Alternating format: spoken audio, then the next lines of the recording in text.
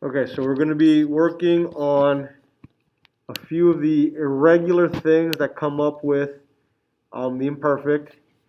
Okay, because just like anything else, there's going to be some things that are different, just like any other tense we've talked about. So we're going to fill this out together. All right, we're going to fill this out together so that you can have these notes, and then we'll do some work with it. All right, so first irregular we want to talk about is maybe not something we're used to seeing, but it may come up. So, verb. All right, so for your first chart, I want you to type in verb. All right, V-E-R. All right, anybody offhand can tell me what verb means? Can somebody look? What is verb? V-E-R.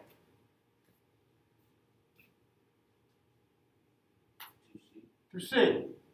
Okay, now here's the problem. If I drop, what's the only thing I'm left with? A V, so it's hard to do anything with it. Okay, so what we're going to do is, and if you want to jot this down somewhere, is we're going to treat it like an ER, but add an E before the ending. Or I'm sorry. Is that it? Yeah. Pardon the interruption, Amir folks, if you're in the building, please come to the main office, Amir folks. Right, so really what we're doing is just dropping the R. Really, what we're doing is just dropping the R and then treating it like a normal ER imperfect. So if you wanted to, you could say that for all of this, okay? And I could go ahead and take my endings for an ER verb, and it would be what? Yeah.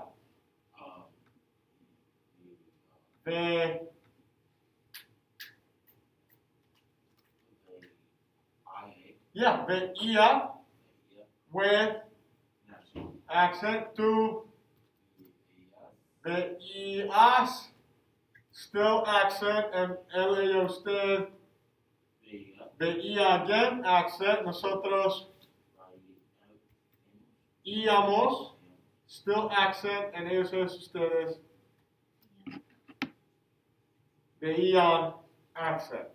So, however it is that you want to kind of process this, again, if we drop the ER, we're left with an E, so we're really only dropping the R, so it's a normal ER imperfect, but we're doing an E before the ending. So, that's what makes it irregular, right? It doesn't really, because otherwise it'd be via, vias, via, viamos, vian, and that's not how we handle it.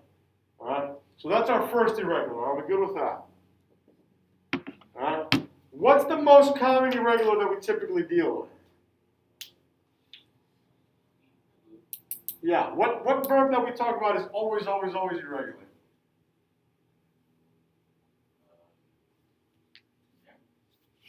And that wasn't irregular last time we did it, right? Tenía, tenías, it's normal right now in the imperfect. What else? It's always super irregular. Yeah, ir. So this is our next one, second chart, ir. What is ir? To go. And again, the reason ir is so irregular is that if you drop the ending, you're left with literally nothing. You're left with literally nothing. All right? So we have to treat this super different.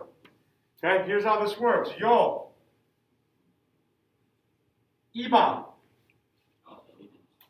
Yeah, we've done this before. But again, we're kind of from last year. Tu. Any thoughts here? Yeah. Ibas. Take a wild guess what's happening in el usted. Iba again. All right, so those rules are still happening where the yo and the el usted are still going to be identical. Okay? But look what I don't need yet. No accents until íbamos, where we do need an accent.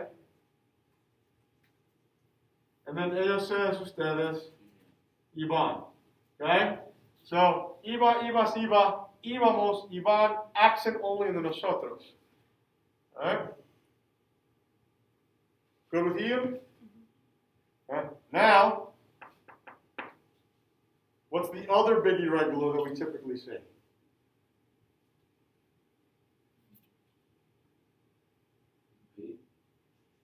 What else is usually very irregular that we end up talking about in almost every type of conjugating? Yeah. What is it? Ser. And what is ser? To be in the long term. Okay?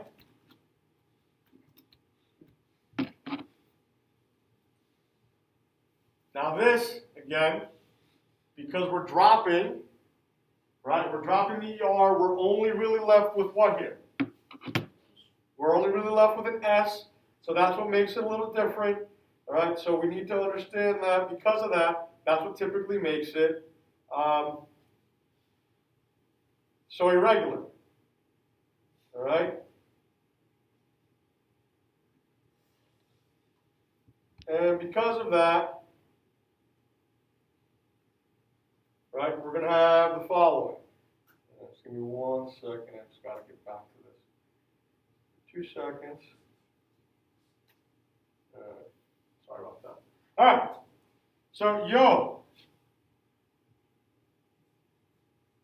Era. Do what?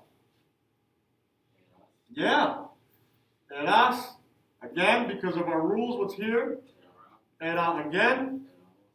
Éramos, but I'm going to need, accent over the E. And ellos, ustedes, eran. Yep. Now, this lends itself, so to be, ser, is more used in the imperfect than it is in the regular preterite. Okay? Because think about what this means. Remember we talked about doctor, right? Description, occupation, characteristic, time, origin, relationship. If I'm describing somebody, all right, let's take Jalen, for example, who is tall. Okay? 10 years ago, he wasn't tall. Jalen used to be short. Era. Right? And then he's grown, so now he's tall. Right? So we're saying, remember, when we talk about the imperfect, we're saying used to or would. Right? So if you're describing somebody from a long time ago, it's long term because he was short for a while, and then he hit his growth spurt. Right? But we're saying he was, or he used to be, right? He used to be tall or short, or whatever the case may be. Right? Good was said? Those are the only 3 irregulars. Those are the only 3 irregulars in the imperfect we're going to talk about. So notice what's not one of the 3 yet, but I did give you a 4th chart. Yeah. Estar is what? To be short term. So here's the deal with estar. It is normal in the imperfect. It is a normal AR verb in the imperfect. Right? So the only reason I'm having you include this, I do want you to include this, is just to see it, because I know that we typically associate estar with being irregular. It's not right now. So I would treat this like a normal AR, which I would do what? Drop the ending. I'm left with est, right? Est 5 times. And because it's a regular AR imperfect verb, I would simply just go with yo what?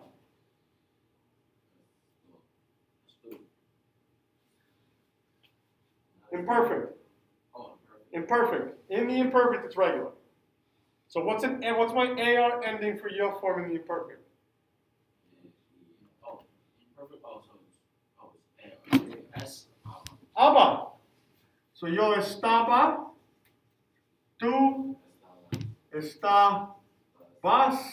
One more time, ella estaba. Nosotros Estábamos, and what do I need here? Accent over the first A, and ellos and ustedes. Estaban. Right? Estaban. But again, that's a normal AR verb. This is like caminar, patinar, volar, whatever. Normal. So our three irregulars are the first three. The only reason I threw this in there is for us to see it and understand that it's normal now. All right? Make sense? Questions? Cool. Let me pause this. What, honey? Okay.